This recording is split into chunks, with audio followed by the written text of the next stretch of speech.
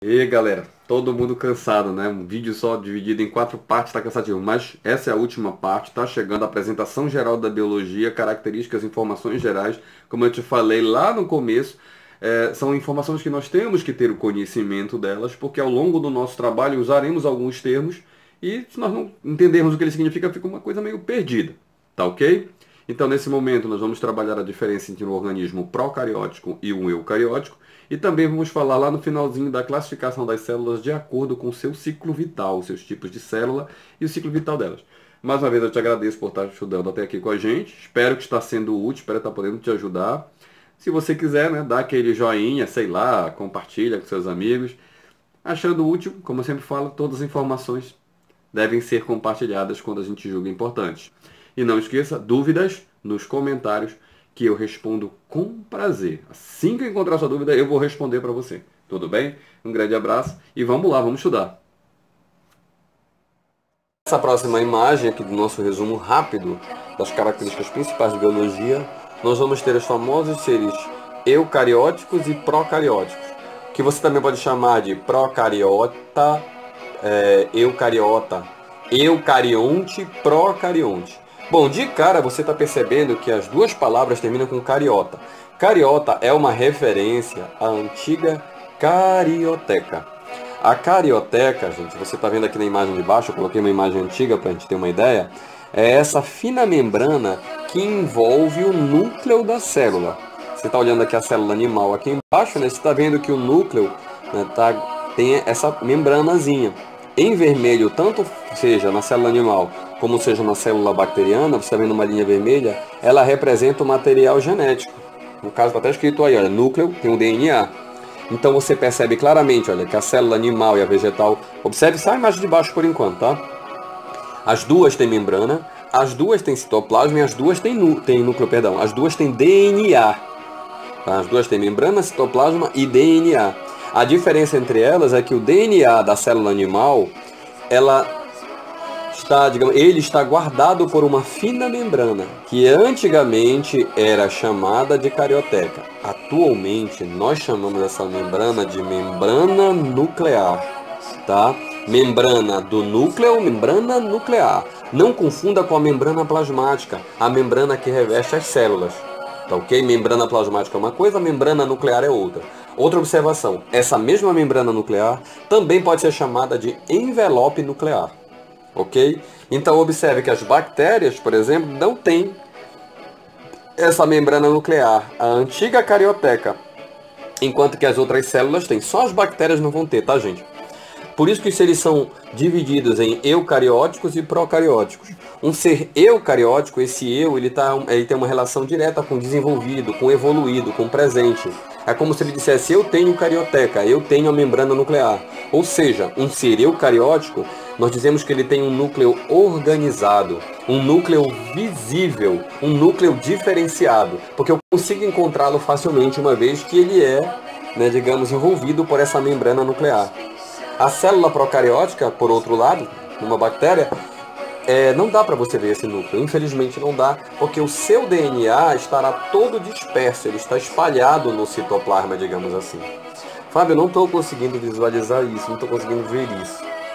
Beleza, não tem problema nenhum, tá? Você vai imaginar agora, a gente vai fazer um experimentozinho bacana. Você vai pegar um ovo comum, o pochó, tá? O nosso amiguinho aí. Você não vai cozinhar nem fritar ainda, tá? Aguenta.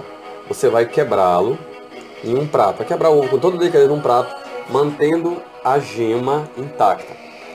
A gema, você sabe que ela é uma célula macroscópica, ok. Mas no momento só quero que você imagine, você vai imaginar que ela é o núcleo. Ela vai representar o núcleo de uma célula eucariótica. Apenas representar. Então, ao observar a gema, você vê que ela é redondinha, bonitinha, né, brilhante e tudo mais, dá água na boca, pá. Pegue agora um garfo e espete essa gema. Ao tirar o garfo, você percebe que ela não vai continuar redondinha, bonitinha. Você vai perceber que o líquido amarelo que está lá dentro começa a se espalhar pelo prato, certo? Não fica redondo. Ou seja, o que mantém a gema redondinha, bonitinha e tal, brilhante, é justamente aquela membrana que a envolve. Se eu retirar essa membrana, essa gema fica espalhada. Agora eu quero que você imagine que esse líquido da gema, ele representa o DNA das células. Quando a célula tem uma membrana guardando o seu DNA, é como a gema. É redondinho, bonitinho, organizado, eu acho facilmente. Está individualizado. Quando a célula não tem a membrana nuclear guardando o seu material genético, ou seja, é aquela gema que você tirou a pelezinha. Ainda está lá o material, né? Ele é amarelinho, mas ele não está mais redondinho, bonitinho, organizado. Ele está todo espalhado, ok?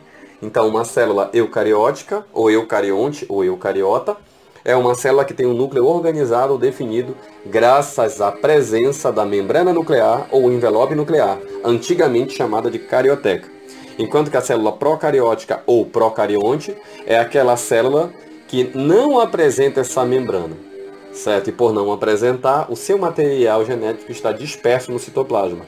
E por isso nós dizemos que ele não é visível, não é perceptível. Ou seja, o núcleo não é organizado. Ok?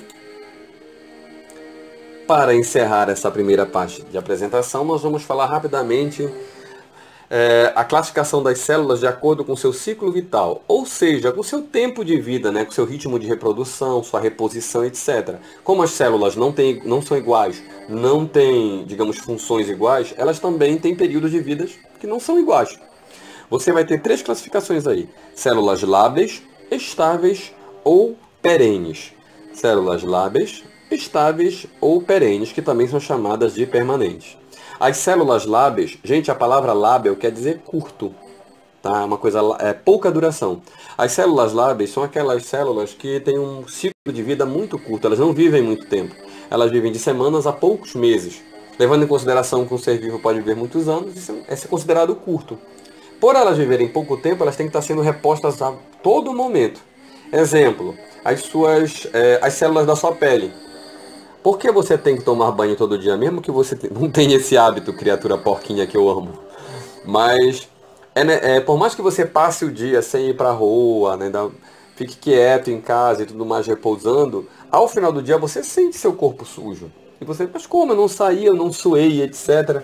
Porque essa camada externa, essa camada de pele que a gente vê aqui fora, ela já está morta. Certo? Se ela está morta, ela está se decompondo, ela está se soltando. A parte de baixo da pele, ela está viva e ela está se multiplicando para repor a parte morta que está em cima.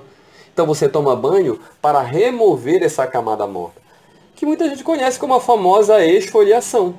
Né? Quando você quer ter uma pele mais bonita, mais saudável, as pessoas fazem a famosa esfoliação, que nada mais é do que remoção da pele morta, da camada de células mortas, da camada de pele morta. Então, células lábeis, células que vivem pouco, como as células da pele epiteliais, as hemácias e espermatozoides.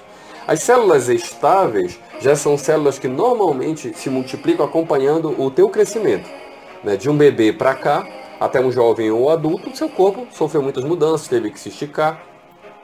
Mas, por exemplo, as suas células ósseas, os seus ossos. O esqueleto que você tinha quando era criança era muito, muito menor do que você tem hoje. Ou seja, esse esqueleto precisou crescer acompanhando o seu ritmo, a sua idade, o seu crescimento. Só que chegou um momento na sua vida em que ele parou de crescer, o seu esqueleto parou de crescer.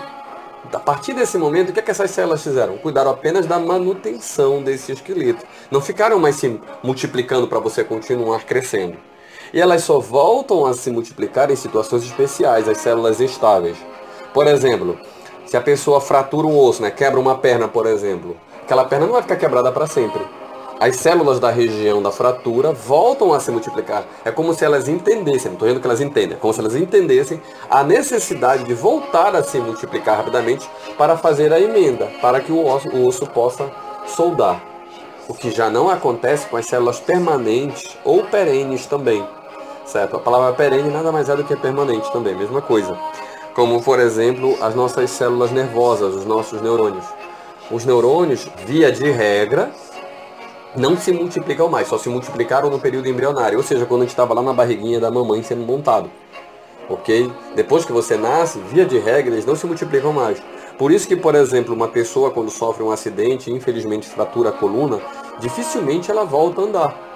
Porque, ao contrário do osso, que durante uma fratura, por ser uma célula estável, ser formado por células estáveis, essas células reativam a multiplicação, as células Parabéns, criança linda do tio! Você chegou ao final do primeiro vídeo, dividido em 4 partes, e eu espero que tenha sido legal. Para mim foi legal. Mais uma vez eu peço desculpa a qualquer coisa aí, essa produção ela é totalmente amadora, a fim de tirar as dúvidas e não deixar a gente parado. Tá ok? Qualquer dúvida, a tio tá te esperando. Um abraço, fica com Deus e até o próximo vídeo.